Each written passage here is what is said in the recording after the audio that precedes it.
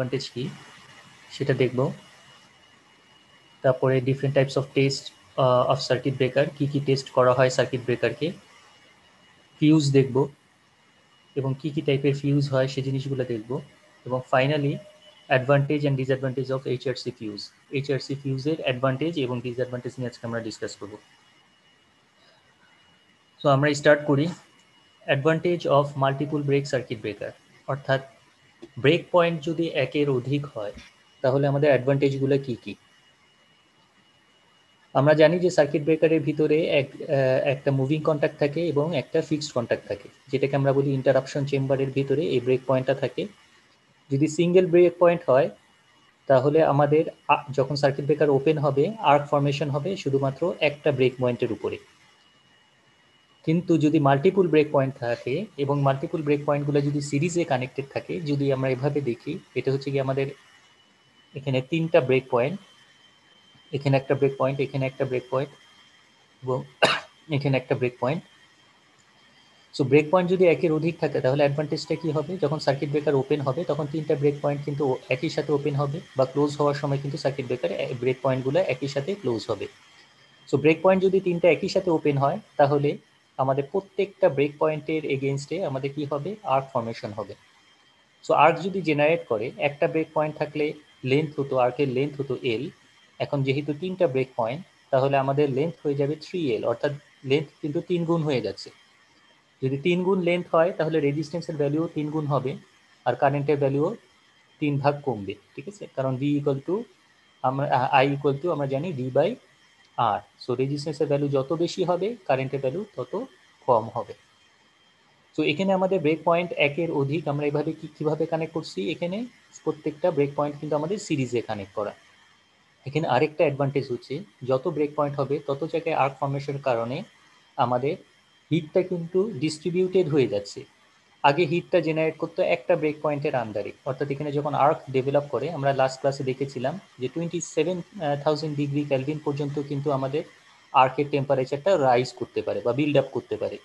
So এই হিটের কারণে আমাদের এই হিটটা যদি একটা ইন্টারাপশন পয়েন্টে হয় তাহলে কিন্তু আমাদের এই ইন্টারাপশন পয়েন্টটা ড্যামেজ হয়ে যাওয়ার একটা পসিবিলিটিস থাকে। এখন যেহেতু হিটটা ডিস্ট্রিবিউট হয়ে যাচ্ছে, তিনটা চেম্বারেই কিন্তু হিটটা ডিস্ট্রিবিউট হয়ে যাচ্ছে, সো আমাদের একটা চেম্বারের উপরে কিন্তু স্ট্রেসের পরিমাণটা কম হবে। সো এটা হচ্ছে কি আমাদের অ্যাডভান্টেজ, ঠিক আছে। কিন্তু আমাদের ডিসঅ্যাডভান্টেজটা কি, আমাদের এখানে ডিসঅ্যাডভান্টেজ, মেইন ডিসঅ্যাডভান্টেজ যেটা হচ্ছে একটার সাথে একটা ব্রেক পয়েন্ট যদি অ্যাড করি তাহলে আমাদের সিরিজে অ্যাড করার ফলে আমাদের ইন্টারাপশন চেম্বারে যে সাইজটা এটা অনেক বড় হয়ে যাবে, ঠিক আছে। এটা হচ্ছে কি একটা ডিসঅ্যাডভান্টেজ। আর যত বেশি ব্রেক পয়েন্ট হবে তত বেশি আমাদের কস্টিংটা বেশি পড়বে, এটা হচ্ছে কি আমাদের সেকেন্ড ডিসঅ্যাডভান্টেজ। তাহলে মাল্টিপল ব্রেক পয়েন্ট আমরা সার্কিট ব্রেকার কোথায় ইউজ করব, যেখানে আমরা কারেন্টটাকে রিডিউস করতে চাই, খুব দ্রুত রিডিউস করতে চাই, অর্থাৎ হাই ভোল্টেজ ট্রান্সমিশন লাইনে যেখানে কারেন্টের ভ্যালুটাকে আমরা যত তাড়াতাড়ি রিডিউস করতে পারবো তত আর্ক জেনারেট হওয়ার পসিবিলিটিসটা কম হবে। সো সেসব ক্ষেত্রে আমরা এই মাল্টিপল ব্রেক পয়েন্ট ইউজ করব, না হলে এটা কস্ট এফেক্টিভ হবে না। এটা কি বুঝতে পারছো এটা মাল্টিপল ব্রেক পয়েন্টটা কেন ইউজ করা হয় এবং এটা কিভাবে হিটটাকে রিডিউস করছে? জি স্যার। সো অ্যাডভান্টেজ এবং ডিসঅ্যাডভান্টেজগুলো বললাম যে এখানে এটা কিন্তু মাল্টিপল ব্রেক পয়েন্ট কিন্তু সবসময় আমাদের সিরিজে কানেক্ট করতে হবে, ঠিক আছে। এগুলো হচ্ছে কি ডেভেলপমেন্ট, একটা সার্কিট ব্রেকারকে কীভাবে ডেভেলপ করা হয়। আর আমাদের মেইন অবজেক্টিভটা হবে আর্কিং কারেন্টটাকে রিডিউস করা এবং হিটটাকে রিডিউস করা, কারণ আমাদের এই দুইটা কজকে যদি আমরা রিডিউস করতে পারি তাহলে কিন্তু আমরা হাই ভোল্টেজ লাইনে সার্কিট ব্রেকার ইউজ করতে পারবো। সো লেন্থটাকে আমরা ইনক্রিজ করে কারেন্টটাকে রিডিউস করতেছি, এবং যেহেতু আমাদের ব্রেক পয়েন্ট একের অধিক, সো আমাদের হিটটা কিন্তু ডিস্ট্রিবিউটেড হয়ে যাচ্ছে, এক জায়গায় কনসেন্ট্রেটেড হচ্ছে না। যদি একটা ব্রেক পয়েন্ট থাকতো টোটাল হিটটা কিন্তু একটা ব্রেক পয়েন্টে, অর্থাৎ একটা মুভিং কন্ট্যাক্ট এবং ফিক্সড কন্ট্যাক্টের মধ্যে হিটটা ডেভেলপ করতো, এখন আমার কিন্তু তিনটা জায়গায় হিটটা ডেভেলপ করছে, যার ফলে হিটটা কিন্তু ডিস্ট্রিবিউটেড হয়ে যাচ্ছে, যার ফলে আমাদের সার্কিট ব্রেকারের ড্যামেজের পরিমাণটা কিন্তু অনেক কমে যাচ্ছে। কিন্তু ডিসঅ্যাডভান্টেজ হচ্ছে কি, যত বেশি ব্রেক পয়েন্ট থাকবে তত আমাদের কস্টিংটা বেশি হবে এবং সাইজটাও তত বড় হবে। সো এটা হচ্ছে কি advantage and disadvantage of multiple break circuit breaker. কারো কোনো কনফিউশন আছে এ পর্যন্ত? না। আচ্ছা, এরপরে আসো ডিফারেন্ট টাইপস অফ টেস্ট, যেটা সার্কিট ব্রেকার আমরা করে থাকি। প্রথম যে টেস্টটা সেটাকে আমরা বলি ডেভেলপমেন্ট টেস্ট। তো ডেভেলপমেন্ট টেস্ট অ্যাকচুয়ালি কি? ডেভেলপমেন্ট টেস্ট হচ্ছে কি, আমাদের সার্কিট ব্রেকার যখন আমরা ডিজাইন করব, আমাদের কি জিনিস মাথায় রাখতে হবে?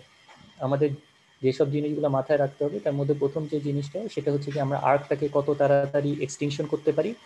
যত তাড়াতাড়ি এক্সটেনশন করব তত তাড়াতাড়ি ফর কারেন্টটা ক্লিয়ার হবে। এরপরে কি, আমাদের হিটটাকে যত তাড়াতাড়ি রিডিউস করা যায়, কারণ এই সার্কিট ব্রেকারের হিটটাকে যত তাড়াতাড়ি রিডিউস করব তত ড্যামেজের পরিমাণটা সার্কিট ব্রেকারের ভিতরে কম হবে। সো এই জিনিসগুলো আমাদের মাথায় রাখতে হবে। এবং কত তাড়াতাড়ি আমরা, কত ফাস্টার আমরা সুইচিংটা করতে পারি, কত ফাস্টার, যত তাড়াতাড়ি ইন্টারাপশন করব তত কারেন্টটা কমে যাবে। তো এই জিনিসগুলা আমাদের চেক করতে হবে যে কি কারণে আমাদের আর্কটা জেনারেট করতেছে এবং কিভাবে আমরা আর্কটাকে দ্রুত রিডিউস করতে পারি। সো এই জিনিসগুলো করা হয় সাধারণত ডেভেলপমেন্ট টেস্টের আন্ডারে। সো আমাদের ডেভেলপমেন্ট টেস্টের মধ্যে কি থাকবে? Test of individual component of circuit breaker during the development of circuit breaker. So প্রত্যেকটা জিনিস আমাদের ইন্ডিভিজুয়াল যে সার্কিট ব্রেকারের প্রত্যেকটা কম্পোনেন্ট আমাদেরকে রিসার্চ করতে হবে যে কোন কম্পোনেন্টের কারণে আমাদের, কোন কম্পোনেন্টটাকে আমরা যদি আরও মডিফাই করি তাহলে আর্কটাকে আরও দ্রুত আমরা রিডিউস করতে পারবো।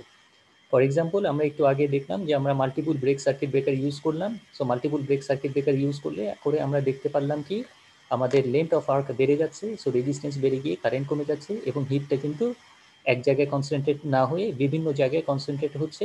সো আমাদের হিটটা ডিস্ট্রিবিউটেড হয়ে যাওয়ার ফলে আমাদের হিটটা খুব দ্রুত কমে যাচ্ছে, সার্কিট ব্রেকারের ইন্টারাপশন চেম্বারের মধ্যে খুব দ্রুত কমে যাচ্ছে। এছাড়া আমরা দেখেছিলাম কি, আমাদের প্রথম যে সার্কিট ব্রেকারটা ছিল সেটা ছিল এয়ার সার্কিট ব্রেকার। এয়ারের পরে আসলো অয়েল সার্কিট ব্রেকার, অয়েলের পরে মিনিমাম অয়েল, তারপরে আমাদের আসলো এয়ার ব্লাস্ট সার্কিট ব্রেকার, তারপরে আমাদের SF6 সার্কিট ব্রেকার আসলো। সো আমাদের এখানে আমরা কি করলাম, এখানে প্রত্যেকটা জায়গায় আমাদের যে ইন্টারাপশন যে পয়েন্টটা, এই ইন্টারাপশন পয়েন্টের মধ্যে যে মিডিয়ামটা, এই মিডিয়ামটাকে আমরা চেঞ্জ করলাম। যার ফলশ্রুতিতে আমাদের কি হচ্ছে, আমাদের বিভিন্ন রেঞ্জে কিন্তু আমরা সার্কিট ব্রেকার, বিভিন্ন ভোল্টেজ লেভেলে কিন্তু আমাদের সার্কিট ব্রেকারকে আমরা অপারেট করাতে পারছি। হাই ভোল্টেজ লেভেলে যদি আমরা অপারেট করাতে চাই তাহলে আমরা দেখতে পাচ্ছি যে SF6 সার্কিট ব্রেকারের ডাইইলেকট্রিক স্ট্রেংথ অনেক বেশি। সো এই জন্য আমাদের হাই ভোল্টেজ লাইনে আমরা SF6 সার্কিট ব্রেকার ইউজ করি। তো এখানে আমাদের শুধুমাত্র ইন্টারাপশন পয়েন্ট না, আমাদের মাঝখানে যে মিডিয়ামটা আছে এই মিডিয়ামটাকেও আমাদের মিডিয়ামটাকে আমাদের কনসিডারে নিতে হবে যে আমরা যখন হাই ভোল্টেজ লাইনে যাব তখন আমাদের কি ডেভেলপমেন্টটা করতে হবে। সো এখানে আমরা কি ডেভেলপমেন্ট করলাম, হাই ভোল্টেজ লাইনে যখন আমরা যাচ্ছি তখন আমাদের এর ভিতরে যে ডাইইলেকট্রিক স্ট্রেংথ, এই ডাইইলেকট্রিক স্ট্রেংথটাকে আমাদের বাড়াতে হবে। সো সেই জন্য আমরা এয়ার থেকে কোথায় গেলাম, শেষ পর্যন্ত SF6 সার্কিট ব্রেকারে গেলাম। সো SF6 সার্কিট ব্রেকারে আমরা দেখলাম যে আপ টু 700 কেভি লাইন পর্যন্ত কিন্তু আমরা এই SF6 সার্কিট ব্রেকার ইউজ করতে পারি। তাহলে এই যে ডেভেলপমেন্টগুলো, এই ডেভেলপমেন্টগুলো কিসের হবে? Test of individual component, circuit ব্রেকারের প্রত্যেকটা কম্পোনেন্ট, এই প্রত্যেকটা কম্পোনেন্টের মধ্যে থাকবে কি, মুভিং কন্ট্যাক্ট থাকবে, ফিক্সড কন্ট্যাক্ট থাকবে। আবার আমরা জানি যে মুভিং কন্ট্যাক্ট এবং ফিক্সড কন্ট্যাক্টের সাথে প্যারালালি আমরা রেজিস্ট্যান্স সুইচ যদি ইউজ করি, প্যারালালি অক্সিলারি কন্ট্যাক্টের সাহায্যে রেজিস্ট্যান্স সুইচ যদি ইউজ করি তাহলে দেখা যাচ্ছে যে আমাদের রিস্ট্রাইকিং ভোল্টেজটা থাকে না। সো সেখানে আমাদের সরাসরি রিকভারি ভোল্টেজটা ডেভেলপ করে। সো এই ডেভেলপমেন্টগুলো কিন্তু আমাদের করতে হবে, যার ফলে আমরা সার্কিট ব্রেকারটাকে খুব দ্রুত অপারেট করতে পারবো। তো আমরা দেখেছিলাম যে 100 বছর আগে প্রায় 1 সেকেন্ডের মতো লাগতো, কিন্তু এখন আমাদের কিন্তু 1 থেকে 3 সেকেন্ডের মধ্যেই কিন্তু আমাদের আর্কটাকে প্রপারলি এক্সটেনশন করা সম্ভব হয়। সো প্রত্যেকটা ইন্ডিভিজুয়াল কম্পোনেন্টকে আমাদের কনসিডারেশনে আনতে হবে রিসার্চ করার সময় যে কোন কোন কম্পোনেন্টের কারণে আমাদের আর্কটা বেশি হচ্ছে এবং কী কী ভাবে আমরা আর্কটাকে খুব দ্রুত এক্সটেনশন করতে পারি। এটা হবে ডেভেলপমেন্ট টেস্টের আন্ডারে। আচ্ছা, এরপরে 2 নম্বর যেটা, সেটা হচ্ছে গিয়ে নর্মাল রুটিন টেস্ট। একটা সার্কিট ব্রেকারকে যখন আমরা একটা লাইনে প্লেস করব, লাইনে প্লেস করার সময় আমাদের এটা চেক করতে হবে। কি চেক করতে হবে? যে সার্কিট ব্রেকারটা ঠিক মতো কাজ করছে কিনা। কিভাবে চেক করব? আমরা জানি যে সার্কিট ব্রেকারের ভিতরে 2 ধরনের কয়েল থাকে, একটা হচ্ছে গিয়ে ট্রিপিং কয়েল আর একটা হচ্ছে গিয়ে ক্লোজিং কয়েল। সো ট্রিপ কয়েলকে এনার্জাইজ করলে সার্কিট ব্রেকার ট্রিপ করবে, অর্থাৎ ওপেন হয়ে যাবে। ট্রিপ কয়েল কখন এনার্জাইজড হবে? যখন ফল্ট কন্ডিশন অ্যারাইজ করবে তখন এই ট্রিপ কয়েলটা এনার্জাইজড হবে। সো এই যে ট্রিপ কয়েলটা এনার্জাইজড হলো, সার্কিট ব্রেকার ওপেন হলো, এটা ফল্টি কন্ডিশনে।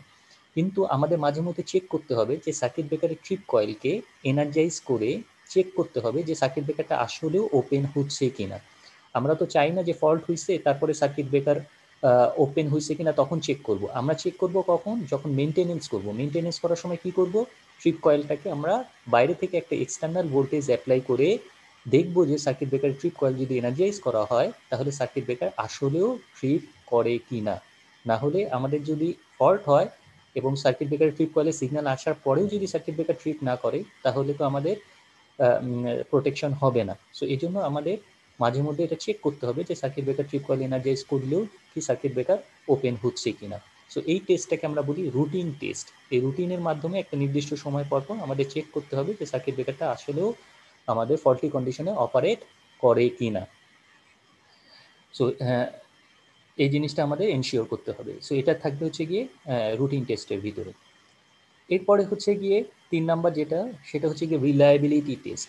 রিলায়েবিলিটি টেস্টের আন্ডারে যেটা থাকবে সেটা হচ্ছে আমরা যে সার্কিট ব্রেকারটা নর্মালি আমরা প্লেস করি কোথায়, যদি আউটডোর হয় তাহলে আমরা এটাকে প্লেস করি সুইচ ইয়ার্ডে। ঠিক আছে, সো সুইচ ইয়ার্ডে যখন আমরা প্লেস করি সার্কিট ব্রেকারটাকে, তখন আমাদের এই চারপাশে যে এনভায়রনমেন্ট, সার্কিট ব্রেকারের চারপাশের এনভায়রনমেন্ট আমাদের চেঞ্জ হয়ে যেতে পারে। অনেক বেশি গরম হতে পারে, বা অনেক বেশি ঠান্ডা থাকতে পারে, অথবা ঝড় হতে পারে, অথবা বৃষ্টি হতে পারে, ঠিক আছে, অথবা তুষার পড়তে পারে। ঠিক আছে, সো বিভিন্ন ধরনের ন্যাচারাল সিনারিও কিন্তু ক্রিয়েট হতে পারে। ঠিক আছে, বাইরে এনভায়রনমেন্টাল টেম্পারেচার কিন্তু চেঞ্জ হয়ে যেতে পারে। সো এই এনভায়রনমেন্টাল চেঞ্জের কারণেও আমরা কি চাই, যেন সার্কিট ব্রেকারটা যেই এনভায়রনমেন্টে থাকুক না কেন যেন সে প্রপারলি ফাংশন করে। সো এই জন্য আমাদের এই টেস্টটা করা হয় একটা স্পেশালি বিল্ড ল্যাবরেটরিতে, যে ল্যাবরেটরিতে আমাদের এই বাইরের এই সার্কিট ব্রেকারের বাইরে যে সারাউন্ডিং টেম্পারেচার এটা চেঞ্জ করার অপশন থাকবে। সো সেখানে আমরা কি করতে পারি, সার্কিট ব্রেকারের এই চারপাশে সারাউন্ডিং টেম্পারেচারটাকে চেঞ্জ করে আমরা দেখতে হতে পারে যে সার্কিট ব্রেকারটা সেই সব সিনারিওতেও যেন প্রপারলি ফাংশন করে। এটাকে আমরা বলি রিলায়েবিলিটি টেস্ট, অর্থাৎ যে কোনো এনভায়রনমেন্টে এটা ঠিকমতো কাজ করছে কিনা সেটা চেক করার জন্য এই স্পেশালি একটা বিল্ড ল্যাবরেটরিতে যেখানে কি থাকবে, আমাদের এই সারাউন্ডিং টেম্পারেচার চেঞ্জ করার অপশন থাকবে। সেই অপশনের মাধ্যমে আমরা দেখব যে বিভিন্ন ধরনের সিনারিওতেও যেন এটা ঠিক মতন কাজ করে, যেটাকে আমরা বলতেছি রিলায়েবিলিটি টেস্ট। এটা কি বুঝতে পারছো? জি স্যার। আচ্ছা, এরপরে যেটা সেটা হচ্ছে গিয়ে dielectric test. Dielectric test মানে আমরা যেটা বুঝি সেটাকে আমরা বলি ইনসুলেশন টেস্ট। অর্থাৎ ডাই ইলেকট্রিক স্ট্রেংথ হিসেবে আমরা কি ইউজ করি, এয়ার সার্কিট ব্রেকারে এয়ার, অয়েল সার্কিট ব্রেকারে অয়েল, মিনিমাম অয়েল সার্কিট ব্রেকারে অয়েল, তারপরে SF6 circuit ব্রেকারে SF6 gas. So এই যে ডাইইলেকট্রিক যে স্ট্রেংথ হিসেবে আমরা বিভিন্ন ধরনের মিডিয়াম ইউজ করি, এই মিডিয়ামগুলোর একটা কি আছে, ডাইইলেকট্রিক স্ট্রেংথ আছে। ডাইইলেকট্রিক স্ট্রেংথ আমরা কিভাবে চেক করতে পারি? ফর এক্সাম্পল, আমরা যদি এআর এর ক্ষেত্রে আমরা কি বললাম যে এটা আপ টু কত ভোল্ট লাইন পর্যন্ত ইউজ করা যায়, এটা আপ টু 600 ভোল্ট লাইন পর্যন্ত ইউজ করি, এর উপরে ইউজ করতে পারি না। তার মানে কি, এর উপরে যদি ইউজ করতে চাই তাহলে কি হবে, তার ভিতর দিয়ে কারেন্ট ফ্লো করা শুরু করে দেবে। তার মানে এর ইনসুলেশন স্ট্রেংথ ম্যাক্সিমাম হচ্ছে 600 ভোল্ট, এর উপরে আমরা এটাকে ইউজ করতে পারবো না। সো এরপরে আবার SF6 সার্কিট ব্রেকারকে আমরা কত ভোল্টেজ লাইন পর্যন্ত ইউজ করতে পারি দেখেছিলাম যে আপ টু 700 কেভি লাইন পর্যন্ত কিন্তু এটাকে ইউজ করা সম্ভব। 700 কেভি লাইন পর্যন্ত, তার মানে কি এর ডাইইলেকট্রিক স্ট্রেংথটা কিন্তু আপ টু 700 কেভি পর্যন্ত ইউজ করা যাবে, এর উপরে ইউজ করা যাবে না। এর উপরে ইউজ করতে গেলে এর ডাইইলেকট্রিক স্ট্রেংথটা নষ্ট হয়ে যাবে। আবার লাস্ট ক্লাসে আমরা দেখেছিলাম যে ডাইইলেকট্রিক স্ট্রেংথ হিসেবে আমাদের দুই ধরনের টেস্ট করা হয়। একটা হচ্ছে কি ইম্পালস টেস্ট। ইম্পালস টেস্ট মানে হচ্ছে গিয়ে যখন লাইটনিং হয়, লাইটনিং কিন্তু খুবই অল্প সময়ের জন্য হয়। খুবই অল্প সময়ের জন্য মানে এটা একটা মাইক্রো সেকেন্ড রেঞ্জের হয়। সো মাইক্রো সেকেন্ড রেঞ্জে কিন্তু একটা হাই ভোল্টেজ ইম্পালস যদি আমাদের লাইনের মধ্যে ইম্পোজ হয়, সেক্ষেত্রে এ কত ভোল্টেজ সাস্টেইন করতে পারবে। ফর এক্সাম্পল, এখানে আমরা দেখতে পাচ্ছি কি 1.2, এটা মেগাভোল্ট হবে, 1.2 মেগাভোল্ট পার 50 মাইক্রোসেকেন্ড। সো 50 মাইক্রোসেকেন্ডে যদি এটা 1.2 মেগাভোল্ট যদি ডেভেলপ করে তাহলে কিন্তু এর ইনসুলেশন স্ট্রেংথটা ড্যামেজ হয়ে যাওয়ার কথা না। ঠিক আছে, কারণ কি এটা মাইক্রোসেকেন্ড রেঞ্জে। মাইক্রোসেকেন্ড রেঞ্জের মানে খুবই অল্প সময়ের মধ্যে যদি এই ভোল্টেজটা ইম্পোজ হয় তাহলেও এর ডাইইলেকট্রিক স্ট্রেংথ ঠিক থাকবে। কিন্তু যদি 1 মিনিট আমার দিয়ে রাখতে হয় এই হাই ভোল্টেজ, তাহলে কিন্তু এর ইনসুলেশন স্ট্রেংথ নষ্ট হয়ে যাবে বা ড্যামেজ হয়ে যাবে। তো একটা হচ্ছে কি ইম্পালস, ইম্পালস দিয়ে আমাদের দেখতে হবে যে এর স্ট্রেংথ, ডাইইলেকট্রিক স্ট্রেংথটা ঠিক থাকে কিনা। আর আরেকটা হচ্ছে কি 1 মিনিট একটা হাই ভোল্টেজ ইম্পোজ করে আমাদের দেখতে হবে। হাই ভোল্টেজ মানে কত ভোল্টেজ, ফর এক্সাম্পল একটা 132 কেভি সার্কিট ব্রেকারে আমরা দেখেছিলাম যে 650 কেভি লাইন, 650 কেভি ভোল্টেজ যদি এর অ্যাক্রসে অ্যাপিয়ার করে তাহলে কিন্তু সে 1 মিনিট পর্যন্ত কিন্তু সাস্টেইন করতে পারে। তার মানে আমাদের এটাও এনশিওর করতে হবে যে 1 মিনিট পর্যন্ত কত ভোল্টেজ এ ম্যাক্সিমাম টলারেট করতে পারবে। আর যদি ইম্পালস হয় তাহলে আরও বেশি ভোল্টেজ টলারেট করতে পারবে, যেহেতু এটা খুবই অল্প সময়ের জন্য দেওয়া হবে। সো এটা টেস্টটা করতে হবে। এটা টেস্টটা কেন করতে হবে? কারণ আমাদের সিস্টেমে লাইটনিং হতে পারে, বা আমাদের ক্যাপাসিটি ভোল্টেজ সুইচিংয়ের সময় আমরা দেখেছিলাম যে ডবল ভোল্টেজ আমাদের সার্কিট ব্রেকারের এক কোর্সে ইম্পোজ হতে পারে। সো এই ভোল্টেজটা যদি 1 মিনিটও থাকে তাহলেও ইনসুলেশন স্ট্রেংথটা ড্যামেজ হবে না। সো এই টেস্টটা টেস্টটা আমাদের করতে হবে। ঠিক আছে? সো এটা কিভাবে করব? এটা করার জন্য আমাদের যে ভ্যাকুয়াম যে চেম্বারটা থাকবে, এই ভ্যাকুয়াম চেম্বার, সরি, আমাদের যে SF6 গ্যাসের যে চেম্বার থাকবে, বা অয়েল সার্কিট ব্রেকারের অয়েলের যে চেম্বারটা থাকবে, সেখানে আমরা কি করব, এই ভোল্টেজটা দিব। যে ভোল্টেজটা একটা হাই ভোল্টেজ দিব, যদি 132 kV হয় তাহলে আমাদের ডবল ভোল্টেজ ইম্পোজ করে দেখব 1 মিনিট দিয়ে ধরে ভোল্টেজটা দিয়ে দেখতে হবে যে এর ভিতরে কোনো কারেন্ট ফ্লো করে কিনা। যদি কারেন্ট ফ্লো করে তাহলে বোঝা যাবে তার ডাইলেকট্রিক স্ট্রেংথটা ড্যামেজ হয়ে গেছে। আর যদি কারেন্ট ফ্লো না করে তাহলে বোঝা যাবে যে এর ডাইলেকট্রিক স্ট্রেংথটা ঠিক আছে। কিন্তু 1 মিনিটের বেশি যদি দিয়ে রাখি তাহলে কিন্তু তার ডাইলেকট্রিক স্ট্রেংথটা ড্যামেজ হয়ে যাবে, তখন কিন্তু এর ভিতর দিয়ে কারেন্ট ফ্লো করা শুরু হতে পারে। সো এই ডাইলেকট্রিক টেস্টটা আমাদের করতে হবে, যে এর ডাইলেকট্রিক স্ট্রেংথটা ঠিক মতন আছে কিনা সার্কিট ব্রেকারে, সেটাকে এনশিওর করার জন্য। এটা কি বোঝা গেছে এটা ডাইলেকট্রিক টেস্টটা কি? জি স্যার। আচ্ছা, এরপরের যে টেস্টটা সেটাকে আমরা বলি কমিশনিং টেস্ট। এখন একটা সার্কিট ব্রেকার আমাদের ডিজাইন হলো, ঠিক আছে, আমরা চেক করলাম তার রিলায়েবিলিটি চেক করলাম, ঠিক আছে, স্পেশাল ল্যাবরেটরিতে বিভিন্ন ধরনের এনভায়রনমেন্টে এটা ঠিকমতো কাজ করে কিনা, তারপরে তার ডাইলেকট্রিক টেস্ট করলাম, সমস্ত টেস্ট হয়ে গেল, ঠিক আছে, ডেভেলপমেন্ট হয়ে গেল, রিলায়েবিলিটি হয়ে গেল, ডাইলেকট্রিক হয়ে গেল, সমস্ত টেস্ট হয়ে যাওয়ার পরে এটাকে আমরা কি করব, আমরা এটাকে যে জায়গায় এর জন্য এই সার্কিট ব্রেকারটা তৈরি করা হয়েছে সেই লাইনে বা সেই জায়গায় গিয়ে আমরা এটাকে প্লেস করব। এখন প্লেস করার পরে আমাদের এই টেস্টটা করা হয়, যেটাকে আমরা বলি কমিশনিং টেস্ট। যে টেস্ট করা মানে এই টেস্টটা যে জায়গায় আমরা এই সার্কিট ব্রেকারটাকে ইনস্টল করবো সেখানে দেখা হয় যে সার্কিট ব্রেকারটা সেই জায়গায় ঠিকমতো কাজ করছে কিনা। এটাকে আমাদের ফাইনাল টেস্ট আমরা বলতে পারি, বা আফটার কমিশনিংয়ের পরে, ইনস্টলেশনের পরে আমাদের এটাকে ভেরিফাই করা হয় যে সার্কিট ব্রেকারটা সেই জায়গায় ঠিক মতন কাজ করছে কিনা। কারণ অনেক সময় দেখা যায় আমরা অনেক সময় অনেক ধরনের প্রজেক্ট করে থাকি, বাসায় করে থাকি, বিভিন্ন ধরনের প্রজেক্ট করে থাকি। প্রজেক্ট করার পরে সেই প্রজেক্ট হয়তো বাসায় ঠিকমতো কাজ করতেছে, কিন্তু যখন আমরা এটাকে আমাদের ইউনিভার্সিটিতে যখন এটা প্রেজেন্ট করতে হয় তখন দেখা যায় অনেক সময় যে সে প্রজেক্টটা সেখানে ঠিক মতন কাজ করছে কিনা, বা অনেক সময় করে না। তো সেক্ষেত্রে আমাদেরকে এটাও এনশিওর করতে হবে যে আমাদের যে জায়গার জন্য এটা তৈরি করা হয়েছে সেই জায়গায় যেন এটা ঠিক মতন কাজ করে, সেটা আমাদের এনশিওর করতে হবে। ঠিক আছে? সো ফাইনাল টেস্ট এটা, যেটাকে আমরা বলতেছি যে যে জায়গার জন্য এটাকে ডিজাইন করা হয়েছে বা ইনস্টল করতে হবে সেই জায়গায় যেন এটা ঠিক মতন কাজ করে। সো এটাকে আমরা বলতেছি কমিশনিং টেস্ট। আচ্ছা, এরপরে ফাইনালি যে টেস্টটা করা হয় সেটাকে আমরা বলি short circuit test. Short circuit বলতে আমাদের শর্ট সার্কিট কারেন্ট যখন এটার ভিতর দিয়ে যাবে এটা অবশ্যই লোড কারেন্টের থেকে অনেক বেশি। এই হাই কারেন্টের কারণে এই সার্কিট ব্রেকারের উপরে কী পরিমাণে স্ট্রেস বিল্ড আপ করতে পারে সেই জিনিসটাকে আমাদের দেখতে হবে, যে এটাকে আমরা বলতেছি short circuit test. So short circuit টেস্টের মধ্যে দুই ধরনের টেস্ট আসবে। একটা হচ্ছে গিয়ে থার্মাল স্ট্রেস, কারণ শর্ট সার্কিট কারেন্টের ম্যাগনিটিউড কী থাকে, অনেক হাই। সো এই হাই কারেন্টের কারণে আমাদের আই স্কয়ার লস বা হিটটা যেটা ডেভেলপ করবে সেটাও থাকবে কি অনেক হাই। সো এই হাই টেম্পারেচারের কারণে আমাদের যে কন্ট্যাক্ট পয়েন্টগুলো এগুলো মেল্টেড হয়ে যাওয়ার একটা পসিবিলিটিস থাকে, বা গলে যেতে পারে। সো গলে যদি যায় তাহলে তো আমাদের সার্কিট ব্রেকারকে রিইউজ করা যাবে না। সো এই জন্য আমাদের এই টেস্টটাকে, এই শর্ট সার্কিট কারেন্টের কারণে যে হিটটা ডেভেলপ করবে এই হিটটাকে সে অ্যাবজর্ব করতে পারে কিনা, ঠিক আছে, সে এই হিটের কারণে সে ড্যামেজ যাতে না হয়ে যায় সেটাকে আমাদের এনশিওর করতে হবে। সেটাকে আমরা বলতেছি কি, যে শর্ট সার্কিট টেস্টের কারণে এর ভিতরে কি পরিমাণে থার্মাল স্ট্রেস পড়বে সে জিনিসটা আমাদের চেক করতে হবে। সো আমাদের এমন কোনো মেটেরিয়ালস, এমন ধরনের মেটেরিয়াল ইউজ করতে হবে যে মেটেরিয়ালটা এই যে হাই টেম্পারেচার, এই হাই টেম্পারেচারকে অ্যাবজর্ব করতে পারে এবং এটা ড্যামেজ না হয়ে এই টেম্পারেচারটাকে যেন সে অ্যাবজর্ব করতে পারে, এটা আমাদের এনশিওর করতে হবে। এটা হচ্ছে গিয়ে শর্ট সার্কিটের কারণে যে থার্মাল যে স্ট্রেসটা পড়বে সার্কিট ব্রেকারে সেটাকে আমরা বলতেছি থার্মাল স্ট্রেস।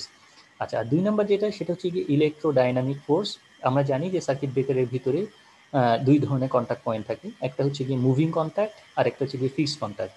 এই মুভিং কন্ট্যাক্টের মাথায় আবার কি থাকে, একটা স্প্রিং কানেক্টেড থাকে। সো যখন সার্কিট ব্রেকারটা ওপেন হবে তখন এই মুভিং কন্ট্যাক্টটাকে খুব দ্রুত ওপেন করার জন্য আমাদের ভিতরে মাথায় আবার একটা স্প্রিং কানেক্টেড থাকে। সো এই স্প্রিংটার কাজ হচ্ছে কি সার্কিট ব্রেকারটাকে খুব দ্রুত ওপেন করা। সো তার ফলে আমাদের কি হবে, একটা ফোর্স এটা এখানে ডেভেলপ করবে। সো এই যে ফোর্সটা, এই ফোর্সের কারণেও আমাদের সার্কিট ব্রেকার, এই হাই ফোর্সের কারণে যত বেশি ফোর্স হবে তত বেশি আমাদের ভিতরে ড্যামেজ হতে পারে। সো এই কারণে আমাদের এটাকেও এনশিওর করতে হবে যেন এই ফোর্সের কারণে সার্কিট ব্রেকারটা ভিতরে কোনো ধরনের কোনো অ্যাডিশনাল স্ট্রেসের সৃষ্টি না হয়। সো এই জিনিসটাও আমাদের এনশিওর করতে হবে, যেটাকে আমরা বলতেছি ইলেকট্রোডাইনামিক ফোর্স। বিভিন্ন ধরনের বিভিন্নভাবে আমরা সার্কিট ব্রেকারের মুভিং কন্ট্যাক্টটাকে ওপেন করতে পারি।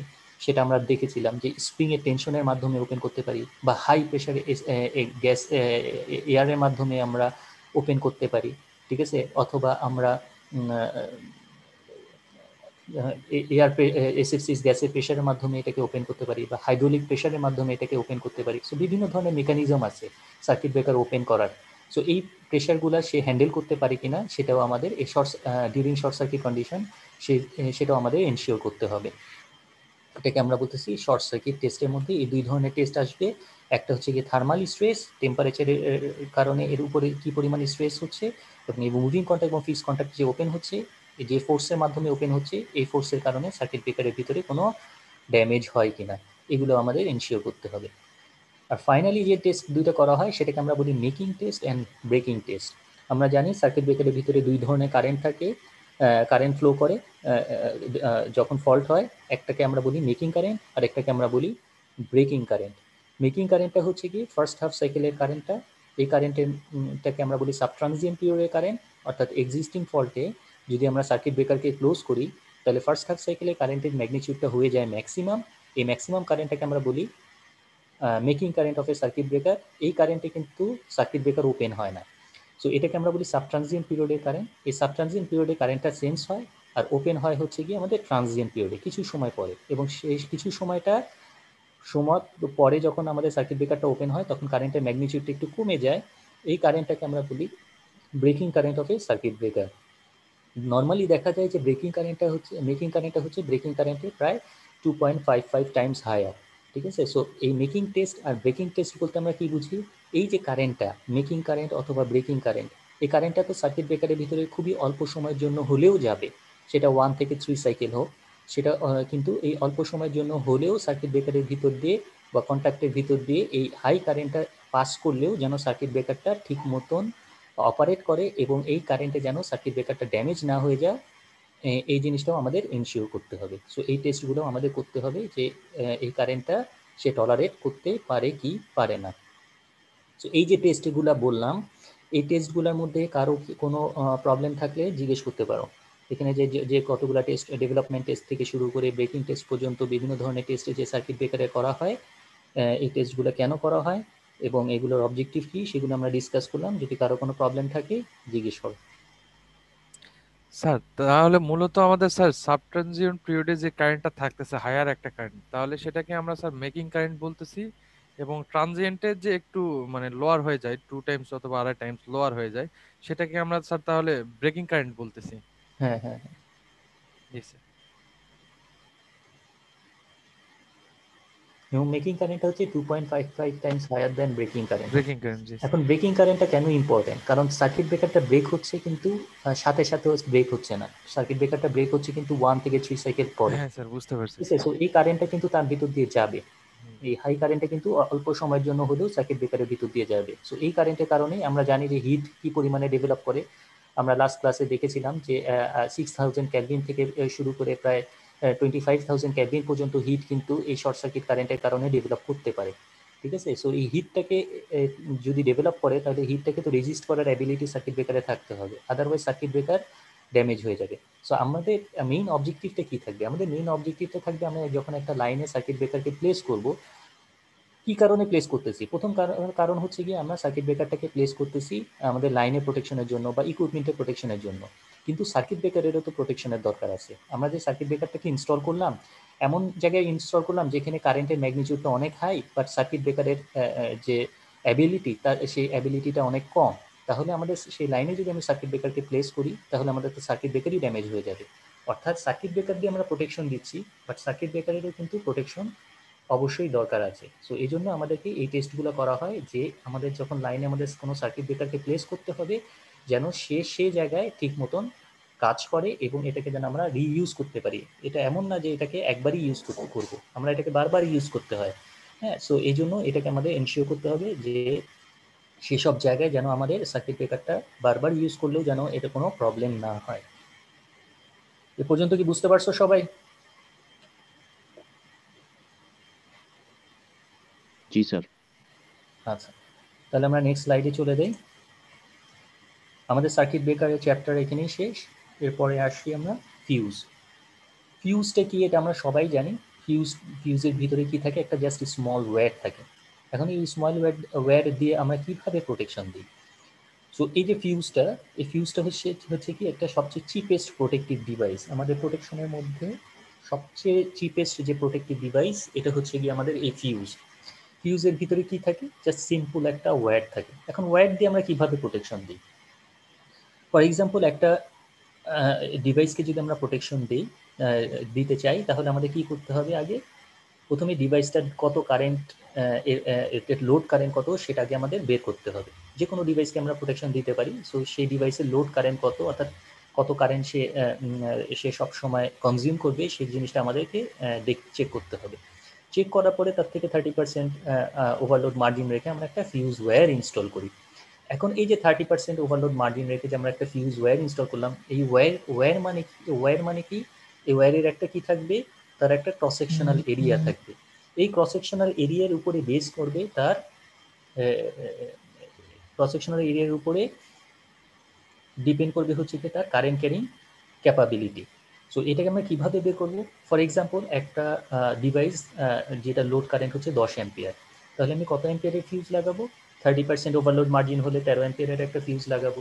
এখন 13 অ্যাম্পিয়ার ফিউজ যদি লাগাতে হয়, তাহলে আমাদেরকে রিভার্স ক্যালকুলেশন করতে হবে। রিভার্স ক্যালকুলেশনটা কি? আমরা জানি V equal to I into R. তার মানে আমাদের ভি কত? ভি হচ্ছে 220 ভোল্ট, অর্থাৎ যে লাইনে আমি একটা ফিউজ ইনস্টল করবো, সে লাইনে ভোল্টেজ ধরলাম আমি 220 ভোল্ট। আর আই ইকুয়াল টু কত? I equal to 13 ampere sir. 13 ampere. তার মানে ভি বাই আই করলে আমরা কি পাবো? আর আর। বের হয়েছে এখন আর ইকুয়াল টু বের হয়ে গেল। আর ইকুয়াল টু আবার আমরা জানি কি, রো এল বাই এ। এ। এখন তো রো তো কনস্ট্যান্ট। রো যেহেতু কনস্ট্যান্ট, রো মানে এক একটা মেটেরিয়ালসের জন্য রো বা রেজিস্টিভিটি এক এক ধরনের হবে, সেটা আমরা পরে দেখবো। আর এলটা কি? এলটা হচ্ছে length of the fuse wire. So এই লেন্থও জানি, রো জানি, যেহেতু রোটা কনস্ট্যান্ট এটা আমি জানি। আর লেন্থটা জানি কতটুকু লেন্থ আমরা ফিউজ ওয়্যারটা ইনস্টল করবো। সো এখান থেকে আমাদের বের হয়ে যাবে কিন্তু তার ক্রস সেকশনাল এরিয়া, অর্থাৎ 13 অ্যাম্পিয়ারের জন্য কত ক্রস সেকশনের আমরা ফিউজ ওয়্যার ইউজ করবো, সেটা কিন্তু এখান থেকে বের হয়ে যাবে। ঠিক আছে? সো এই রেটিংয়ের একটা ফিউজ ওয়্যার যদি আমি ওই ডিভাইসের সাথে কিভাবে কানেক্ট করব? অবশ্যই এটার সাথে সিরিজে কানেক্ট করতে হবে। তো সিরিজে যদি কানেক্ট করি, তাহলে আমাদের কি হবে? যখন ওভার কারেন্ট যাবে, এটা কিন্তু ওভার কারেন্ট যাক বা শর্ট সার্কিট কারেন্ট যাক, যে কারেন্টই যাক না কেন, যেহেতু এটা সিরিজে কানেক্টেড, সবসময় কিন্তু এই কারেন্টটাকে কন্ডাক্ট করবে, অলওয়েজ কিন্তু কারেন্টটাকে কন্ডাক্ট করবে। সো যখন হাই কারেন্ট যাবে, হাই কারেন্ট গেলে আমাদের কি হবে? হাই কারেন্ট যাওয়ার সাথে সাথে যদি 13 অ্যাম্পিয়ারের বেশি কারেন্ট যায়, সাথে সাথে এটা কি হয়ে যাবে? পুড়ে যাবে। পুড়ে গেলে সার্কিটটা কি হয়ে যাবে? ওপেন হয়ে যাবে। ওপেন হয়ে গেলে কিন্তু আমাদের কারেন্ট ফ্লো করা বন্ধ হয়ে যাবে। সো এটাই হচ্ছে গিয়ে আমাদের ফিউজের মাধ্যমে আমরা প্রোটেকশন দিচ্ছি। বাট ফিউজের ডিসঅ্যাডভান্টেজটা কি? ফিউজ যদি পুড়ে যায়, তাহলে এটাকে আমাদের রিপ্লেস করতে হবে। সার্কিট ব্রেকার তো যদি ট্রিপ করে, তাহলে এটাকে জাস্ট আবার রিকানেক্ট করলেই হয়। বাট ফিউজ যদি পুড়ে যায়, তাহলে এটাকে অবশ্যই কি করতে হবে? এটাকে রিপ্লেস করতে হবে। তাহলে ফিউজ আমরা কোথায় ইউজ করব? ফিউজ ইউজ করতে পারি আমরা লো ভোল্টেজ লাইনে। আমরা হাই ভোল্টেজ লাইনে কিন্তু আমরা নর্মালি ফিউজ ইউজ করি না। যদিও এটা সবচেয়ে চিপেস্ট প্রোটেক্টিভ ডিভাইস, সবচেয়ে কম দামি একটা প্রোটেক্টিভ ডিভাইস, কারণ এর ভিতরে জাস্ট একটা সিম্পল ওয়্যার ছাড়া আর কিছু নাই। সো এটাকে আমরা লো ভোল্টেজ লাইনে ইউজ করি, কিন্তু হাই ভোল্টেজ লাইনে এটাকে ইউজ করা যায় না। কেন ইউজ করা যায় না? কারণ আমরা জানি যে সার্কিট ব্রেকার যখন ওপেন হয়, তার অ্যাক্রসে ফুল ভোল্টেজটা চলে আসে। ওপেন সার্কিটে ভোল্টেজ ম্যাক্সিমাম, সো এটা ফুল ভোল্টেজটা চলে আসে। যদি এখন একটা 132 কেভি সার্কিট ব্রেকার হয়, তাহলে 132 কেভি ভোল্টেজ কিন্তু আমাদের সার্কিট ব্রেকারের অ্যাক্রসে চলে আসবে। এখন যদি ফিউজ লাগাই, তাহলে ফিউজের অ্যাক্রসেও সেম ভোল্টেজটা চলে আসবে। সো ফিউজের অ্যাক্রসেও যদি 132 কেভি একটা লাইনে যদি আমরা একটা ফিউজ ইউজ করি, তাহলে যদি এই ভোল্টেজটা যদি ফিউজের অ্যাক্রসে চলে আসে, তাহলে কি হয়ে যেতে পারে? তার মাঝখানে মিডিয়ামটা আয়োনাইজড হয়ে যে আর্ক ফর্ম করতে পারে। কিন্তু আমাদের ফিউজের ভিতরে কোনো আর্ক এক্সটিংগুইশিং চেম্বার নাই। ঠিক আছে? সো এর মাঝখানে মিডিয়ামটা হচ্ছে এয়ার, সো এর ভিতরে কোনো আর্ক এক্সটেনশন চেম্বার নাই। তো তার ফলে কি আর্কটা সব সময় কিন্তু থাকবে। তার ফলে আমাদের কিন্তু আর্কটা এক্সটেনশন করার কোনো মেকানিজম যেহেতু নাই, সো আর্কটা বিল্ড আপ করতেই থাকবে। সো আমরা ফিউজকে আমরা হাই ভোল্টেজ লাইনে ইউজ করতে পারি না, এই জন্য এটাকে সবসময় আমরা লো ভোল্টেজ লাইনে ইউজ করি। তো ঠিক আছে। সো হাই ভোল্টেজ লাইনে আমরা ইউজ করতে পারি না। এখন লো ভোল্টেজ লাইনে ইউজ করার কারণ হচ্ছে কারণ এটা কস্ট এফেক্টিভ হয়, কারণ এটা ভিতরে জাস্ট একটা সিম্পল ওয়্যার। সো এটা অনেক একটা সার্কিট ব্রেকারের তুলনায় এটার দাম খুবই কম। সো এটা এই জন্য আমরা এটাকে লো ভোল্টেজ লাইনে ইউজ করি। আচ্ছা, তাহলে আমাদের ডেফিনেশনটা একটু খেয়াল করি আমরা। Fuse is essentially small piece of metal. Small piece of metal কেন বলতেছি, কারণ এখানে জাস্ট একটা মেটালের একটা পিস থাকবে, আর কিছু থাকবে না, একটা কানেক্টিং ওয়্যার থাকবে খালি, connected in between two terminals mounted on insulated base which form a series part of the circuit, এবং এটা সব সময় কিভাবে কানেক্টেড থাকবে, সিরিজে কানেক্টেড থাকবে। আচ্ছা, তাহলে ফিউজের কাজটা কি হবে? The duty of fuse wire is to carry the normal working current safely. এটা safely normal working current. Normal working current বলতে আমরা কি বুঝতেছি? Load current. যখন লোড কারেন্ট যাবে তখন এটা কিন্তু পুড়ে যাবে না। সো এটাকে আমরা বলতেছি যখন নর্মাল ওয়ার্কিং কারেন্ট এটা ভিতর দিয়ে যাবে, এটা মেল্টেড হবে না, এটা হিট আপ হবে না। But when the normal working current is exceeded, যখন অনেক বেড়ে যাবে কারেন্টটা, তখন কি হবে? It should rapidly heat up to the melting point and eventually the circuit is open. So সার্কিটটা ওপেন হয়ে যাবে, সো কারেন্ট ফ্লো করা বন্ধ হয়ে যাবে। এ পর্যন্ত কারো কোনো কনফিউশন আছে?